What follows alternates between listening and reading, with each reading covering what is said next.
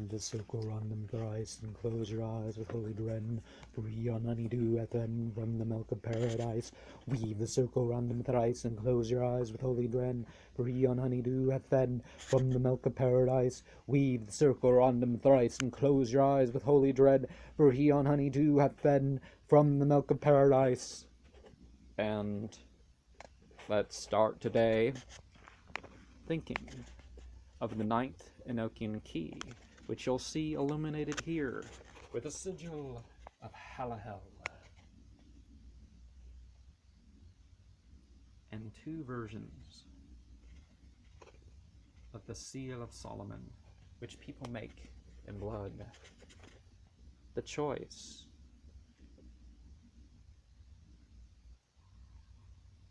between good and evil, between light and darkness, the choice what you're going to do with what you have. To which intention will you turn it? Consider this as I go over my comments on E.A. Koetting's Works of Darkness, a Guide to Advanced Black Magick, from the 30th of the 10th month of 1436. But I will tell you that it is the 26th of the 5th month of 1437.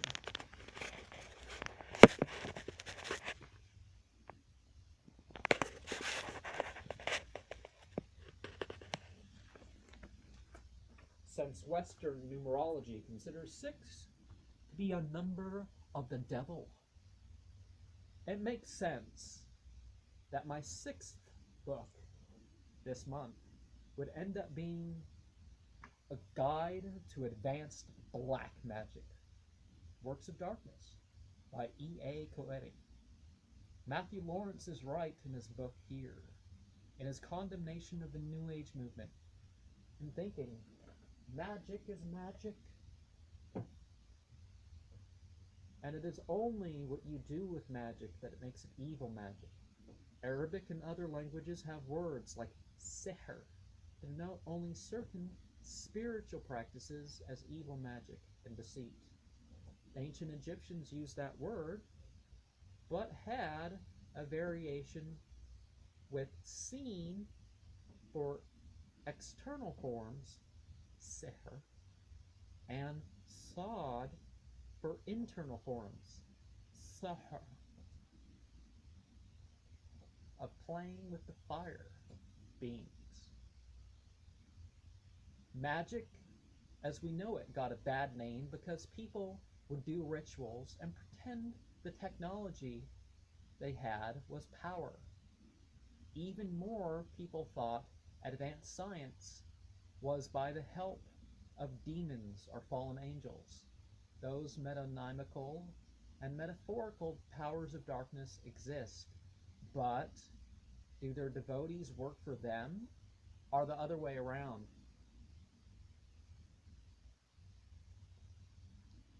Be they involved with such works of darkness or not? People with awareness or knowledge of the paranormal are always viewed as crazy or dangerous, even when they are not. Why not play an active role in the spiritual side of existence? White magic is labeled as beneficial and social types. Black magic is said to be the solitary or harmful types. Are these appropriate categorizations? It does make a difference what side you decide to call on.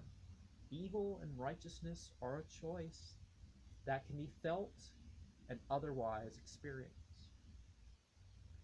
It is probably true that most have encountered a black magician at some point without knowing it. I am getting better at picking up on the clues, but I am sure some have even gone without detection in my inner circle. Some would expect the goth into black metal and be wrong at times.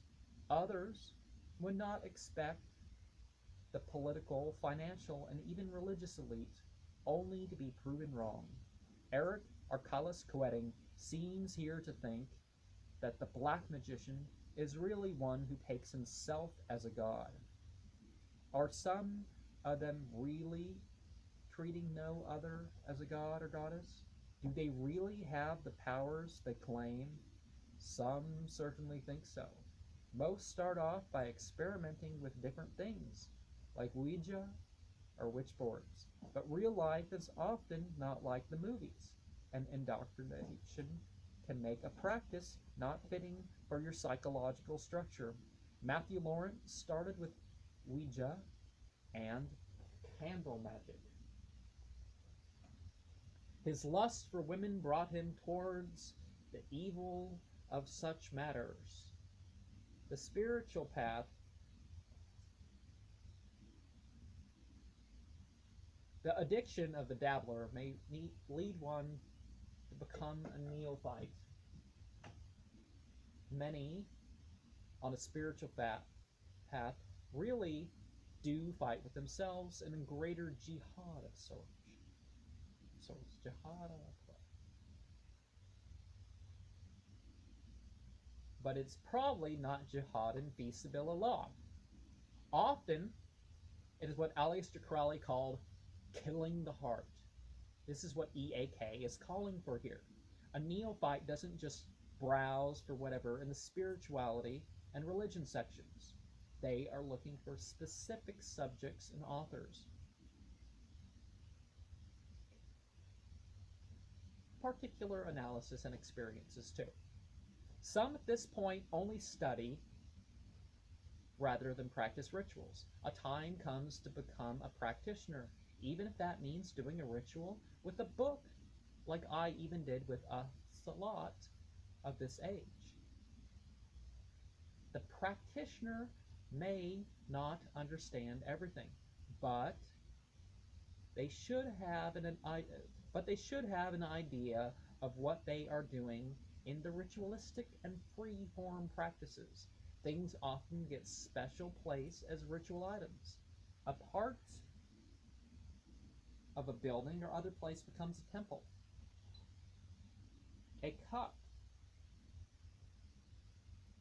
bowl, blade, rug, wand, etc. are chosen as for only spiritual purposes. Now, east, knife, south, fork, west, coin or plate. Maybe you put the plate in the center. North would be the bowl or spoon or cup or in the Russian way of thinking. But disc, wand,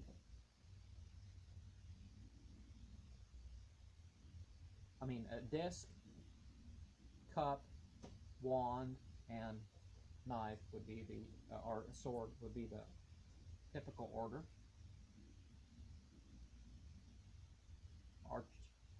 Etc. are chosen as for only spiritual purposes.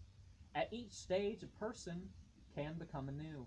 Results within and without are worked towards, and one approaches becoming an adept of sorts. At this point, their faith may be made known by outer apparel and public actions. I am not one to show off, but I will not shy away from regular rituals of any sort that doesn't require a consecrated temple setting or specific tool when the time comes to perform it, if I am in public. People feel like blaspheming their previous faiths and those of others, but is this ultimately helpful? People are often scared of their own shadows and spend too much fighting themselves or bringing ill upon themselves by such things. An outer struggle or jihad may be needed, though.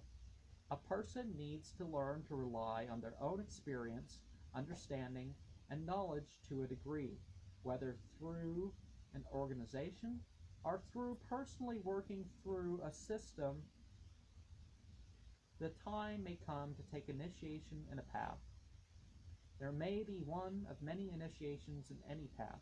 Islam is said to generally have one for each of the 114 suf. Suor of Alpron. Some orders may limit new members or kick out old ones. There have been Sufi groups who would not let in people who hadn't memorized Al-Quran or some other amount of traditional religious knowledge. Ekankar voted out their second historical leader and excommunicated others. Now, they don't know what I've done online and otherwise, but when I opted for my break for up to 5 years, they said, I didn't tell them to write me off the membership rolls or whatever, I mean as far as the records, but they have told me that they are, they're going to delete my history of initiations and discourse study and whatnot.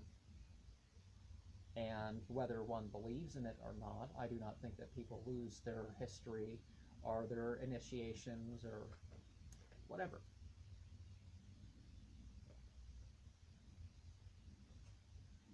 People looking at joining groups that their heroes were a part of, started or were based on their ideas. Involvement in a group or in orders practices can be disappointing, and they will apostatize. Others will maintain nominal or loose connections whether they join the group or not. A black magician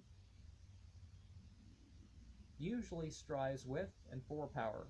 Do sorcerers get more than they desired within life? Is the black magician supposed to shift towards the phenomenal rather than mere specifics? Finally, one becomes an adept or a sort of master, but there is more to do with that status. Do the books that inspire or form the basics of our pentacles really lose value when we have outside beliefs, practices, teaching, knowledge, understanding, and experience?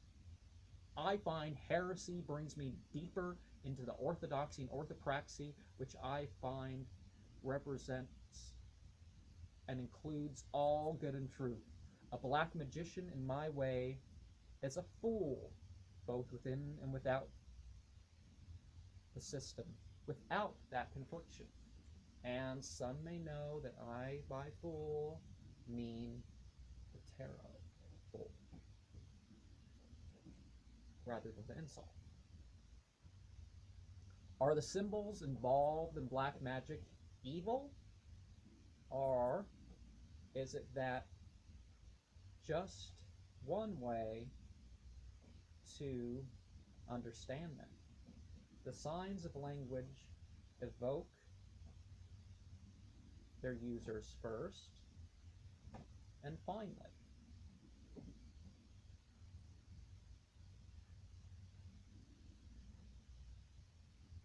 Some regard the inverted pentagram to be the devil's star, particularly when in a circle. The five-pointed star is a symbol of both man and Venus, which is the morning and evening star, or Lucifer.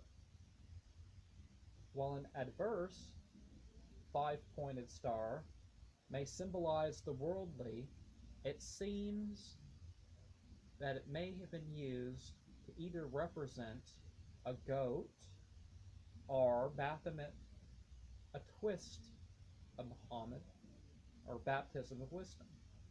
These blasphemies resulted in the main meaning of the symbol to be an opposition to the things of the righteous. A double-armed cross is thought by some to be both opposite to and a completion of the aforementioned symbol. It is thought to have an extra line of flesh symbolism. It's thought to be things represented both by Mars and represented by the sun.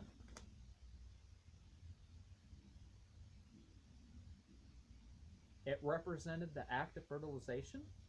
To the Christian, which followed the New Testament passages of avoiding sex with your spouse and avoiding marriage if you're stronger. That easily became an evil symbol. The idea of it representing personal control of ascent to heaven with an extra bar above or descending to hell by your own authority was particularly blasphemous.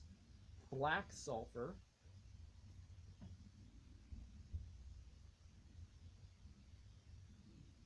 was thought to be creation to destruction are both white and red sulfur, rather than the message and sustenance of the mercury and the salt.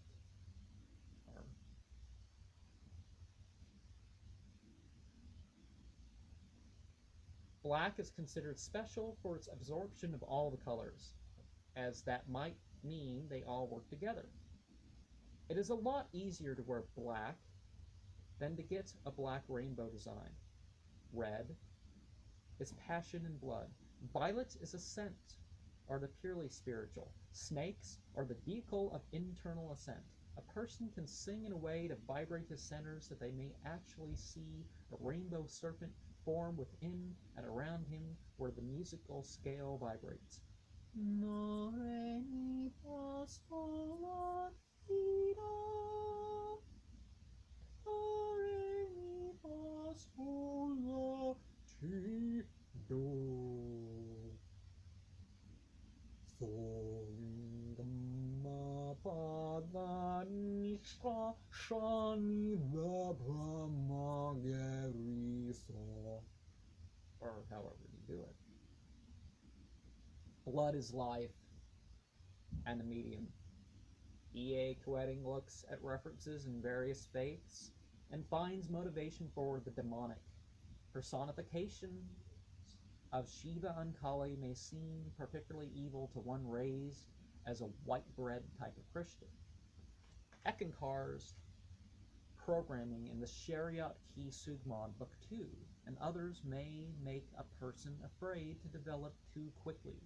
EAK is right that sudden enlightenment are to your benefit. The evil magician wants to become familiar and comfortable with inner and outer darkness. Can a person control these? They have their own choices, but almost any addict or sinner will relate how it seemed they didn't have a choice at times. He asks people to face self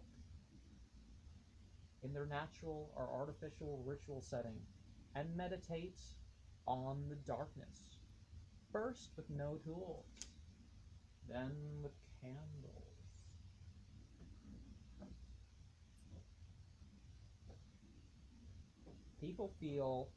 People may feel uncomfortable and violated.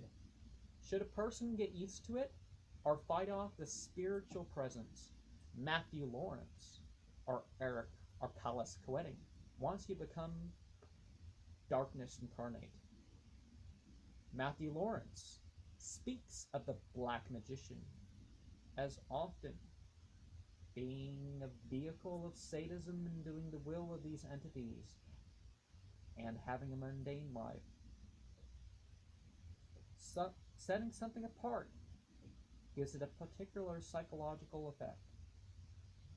Some may blaspheme or use something deemed special, while others may offer something like salt water in their consecrations. He teaches to sacrifice. He teaches to exercise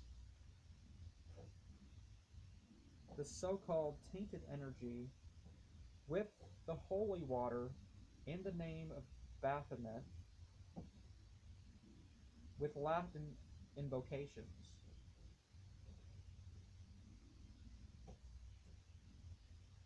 He may prefer the stacked double cute altar made of stone, topped with wood, and other specifics of tools and settings, but you are free to compose your own ideas of tools, settings, and formulas. Burnt offerings, both pleasant and foul-smelling, are certainly one of the most common forms of sympathetic magic. Through the medium of smoke and flame, people try to impose their desires to even the weather.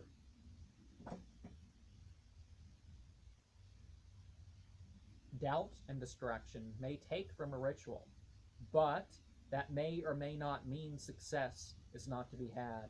It is often better to do short rituals rather than read rites from books. Sometimes it may be important to learn prescribed incantations, particularly when it comes to devotion. Love is of many types and works best in accord with the nature of a thing. Neither novelty nor deprivation is necessary for these works of darkness. I have made scent offerings with incense and candles, but this millennia has certainly not seen me offer anything to besides God in worship. Was it Eric or Callus Koetting's ritual, or a social interaction with someone with common traits that led to romance in a mostly Latter-day Saint town full of people who generally abhorred smoking? His next lesson in life seems to have been that romance sometimes doesn't need any love beyond a purely physical one. Fantasy and compatible correspondence are part of spells for wealth and other things too.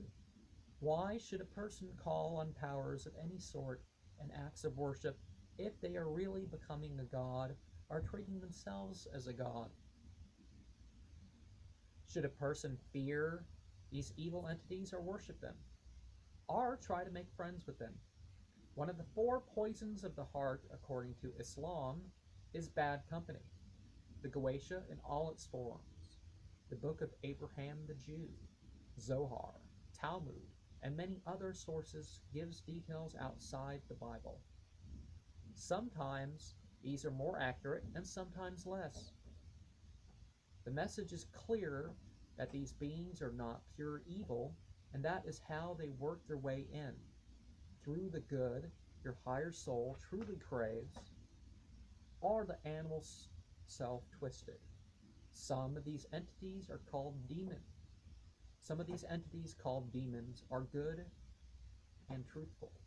It seems ridiculous to assume that one mistake means all of a type of creation are sinners out to get revenge on humanity.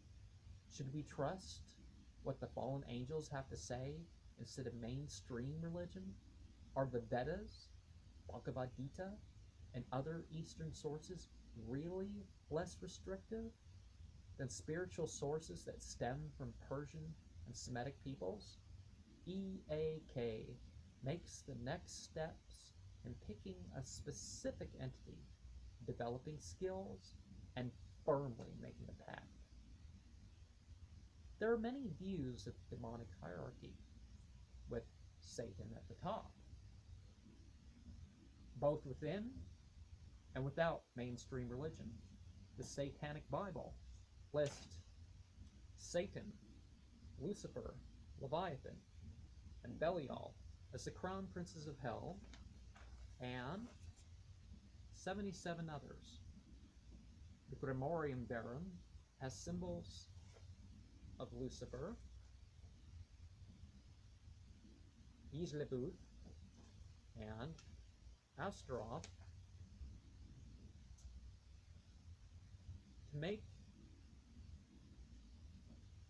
to prevent legions of demons from rising against them. Now, those aren't the symbols from Grimoire Verum, but that gives one an idea of what some people use to present that. Some view the sigillia of grimoires to be best for exorcisms, representing power over and signs of opposition. The Grand Grimoire has Lucifer being over the demons, but only answering when called by God. The Sacred Grimoire of Pope Honorius III mentions Mangoa, Agium, Phaemon, and Amaimon as kings by which all other demons are said to be subject. Azathoth, the Necronomicon mentions Azathoth, leading a number of other entities. The Goetia mentions 72. The 73rd is Halahel in some manuscripts, ruling over their own legions under the principal kings. Amaimon, Gop, Karshan, Ziminar. I would disagree with Matthew Lawrence in not finding Malakals of the Yezdi and others to be just other names of Satan. Whatever the case, people seek powers from communication with the devils. The claims of such endowments are extreme at times. The manifestations are not usually sensed directly, but when they do it, it is usually in a dark or hideous form. Presences may be known sensually, emotionally, mentally, and spiritually, or all these at once. One is supposed to stay firm in the ritual, no matter how difficult the experience of it. Should a person really want to work their way up or down such hierarchies of evil? Will they be your friend merely because you declare you are theirs? Will they leave you or a place in accordance with your will? Will they come and obey when called? Now, throw in the biblical cosmology.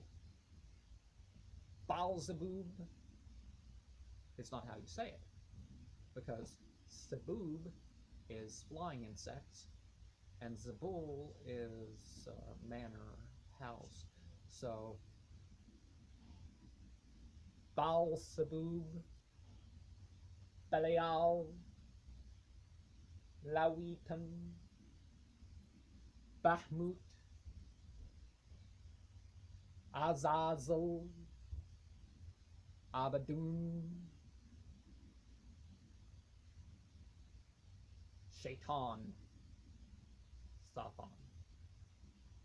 I'll say more about that when I go into that version of the Aramaic cosmology in the greater pentagram, right? As I'm going to call it here. Are the various sigillum among the sigilia more of amulets or talismans? Most would probably say the symbols don't have power in themselves, but complete rituals and are activated through them. Page 104 proves there are typos in EAK's works when it has the sigillium of Astaroth and the caption Sigil ol Asluwa. Some sigilla in this chapter are given with how they are derived, and some are not. Like other spiritual practices, sigil magic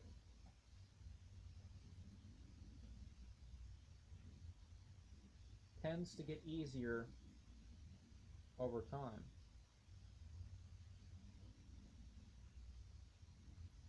Matthew Lawrence lost a job because how wrecked he was after partying through his week off. How is it a success to get paid the salary you forgot you were due and still losing your job? The law of reverse effort is his way of saying, do something in ritual, but don't try so hard or it will turn against you. Is trying your hardest really detrimental? Does sigil work attract beings closer to you rather than filling ritual spaces? Eric Arcalis Koetting calls for practices that change awareness and then claims praying to Sastan and other entities and other demons is a better way to be a witness to the paranormal. The Vi sigil of Sastan is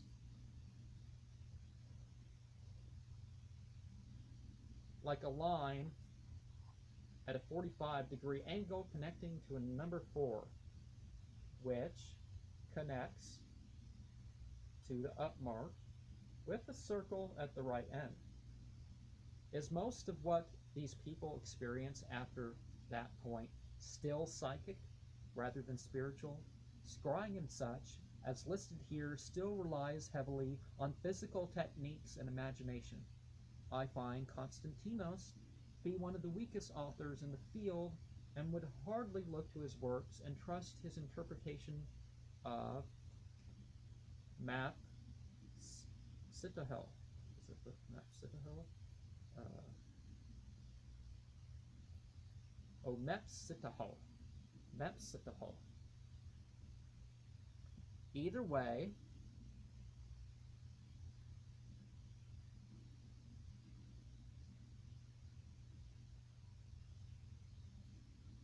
the seership arts are Neptunian art. It takes trusting your own experiences. Should you really introduce yourself as a black god when you have signs of otherworldly presences? Matthew Lawrence now tells you that an evocator shouldn't be under the delusion that the demons are under the magician's control. Will they do as you say because they serve darkness instead? He was to say because they serve darkness instead. EAK is right in that it is EAK is right in that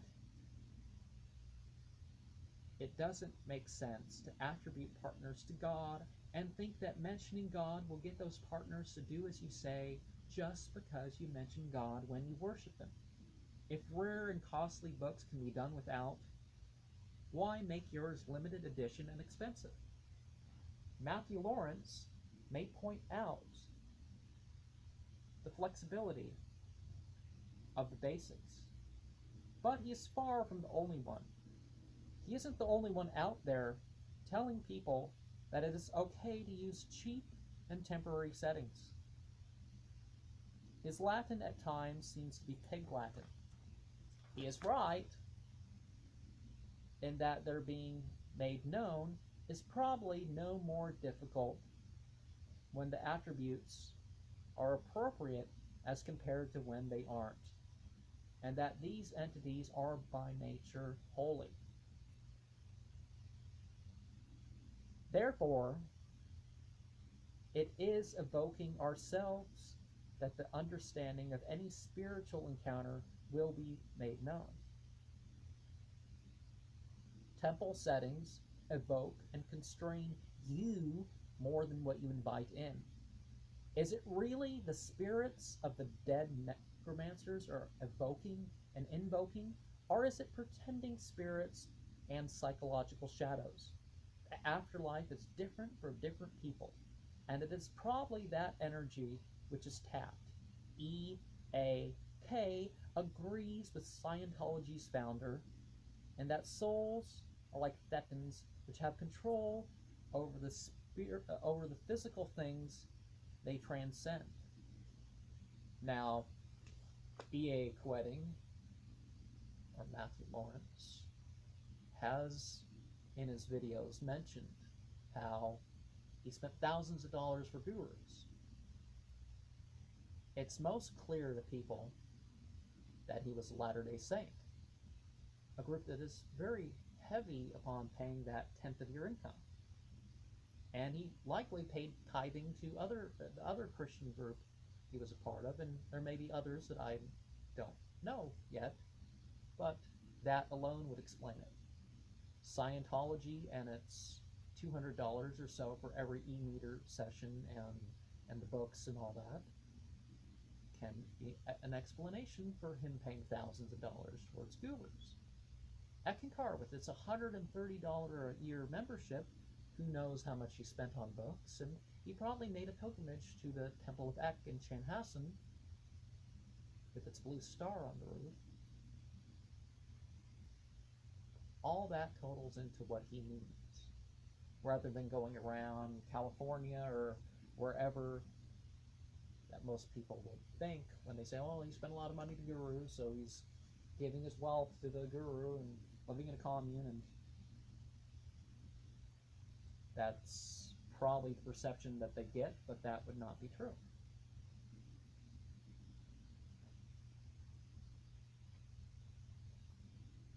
Can a person work with the energy impressions left by souls that are no longer incarnate in the physical body? Electronic voice phenomenon, free association types of mediumship, reflexology, and omen seeking are pseudoscientific, and only direct communication can be said to be authentic in terms of pure experience.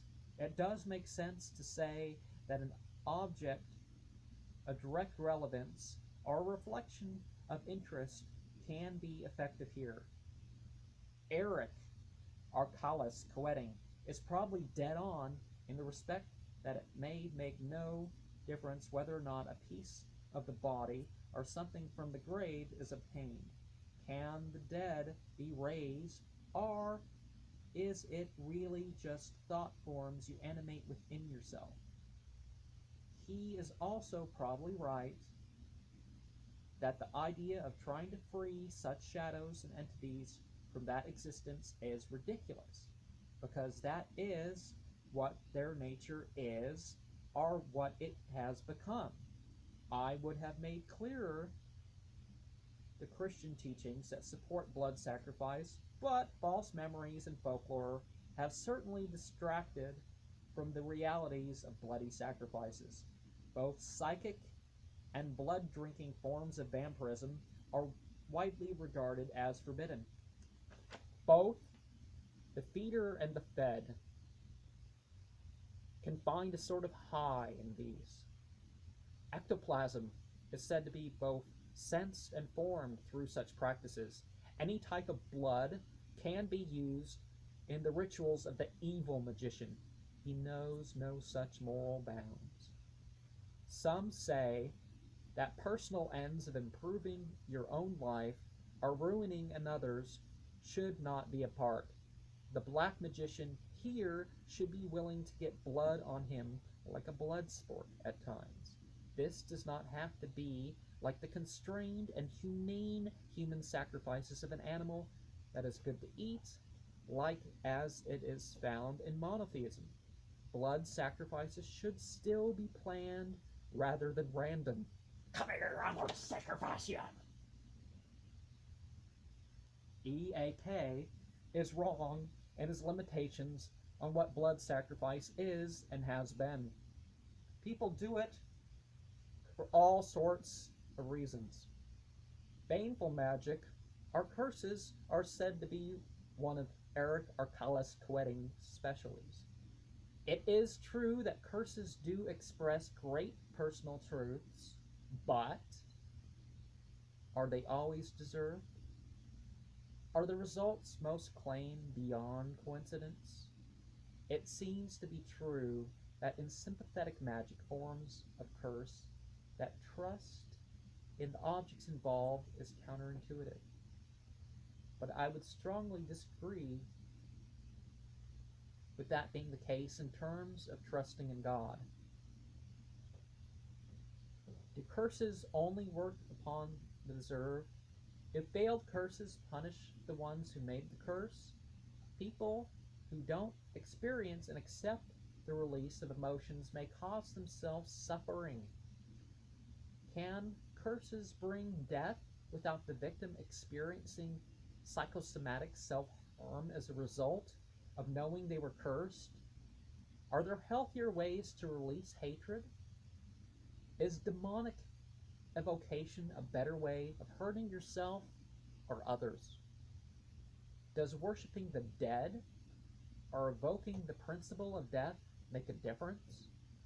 How is laziness and adultery that affected EAK's friend abuse, if the ideas of morality he presents are true. A drug addict getting illnesses, going to jail, and dying are hardly what most would consider proof of a successful curse.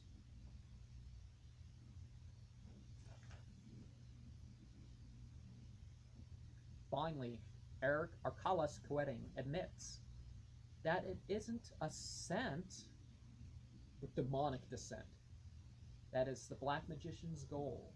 He tells you that the goal for ascent and descent is to be more responsible and able to exercise control rather than become righteous or wicked.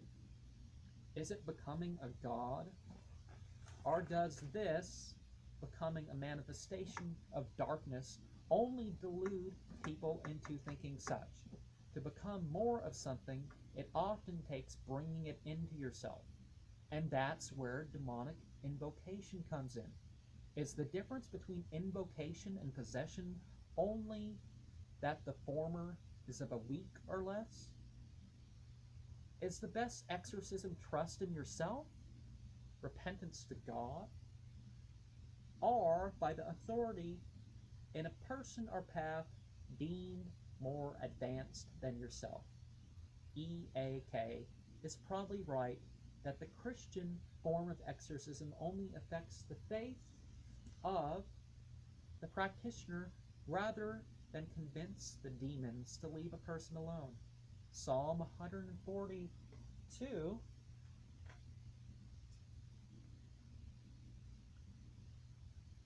Sheltsni Yahweh Madam Ra Mesh Humsin Tun Trezor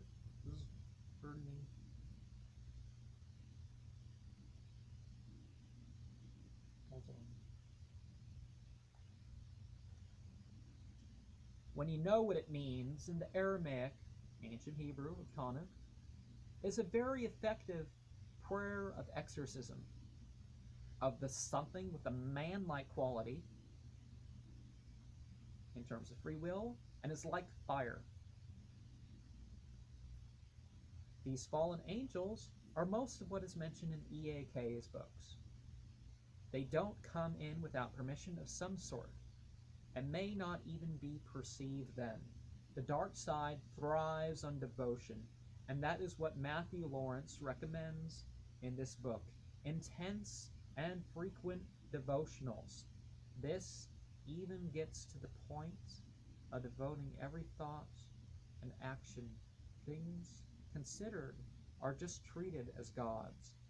Do the worshipped creations even witness that they are being worshipped? Does anyone really become what they worship? Does telling people about metaphysical entities deprive them of that part of a spiritual relationship and other benefits to research? In Ekankar, that's actually a rule. If they think you can look it up, or they think you can go and buy the book, they will not tell you, even if they know. E.A.K. contradicts his biographical notes and other works in saying he was dabbling in the black arts from 12 to 15, formed a magic circle at 15, and got exposed to the Ordo Ascensum Naturnalis in his early 20s. He actually claims that he achieved godhood and that he is helping others to do the same. And I will close by showing you some of my ritual book since I discovered E.A. Koetting.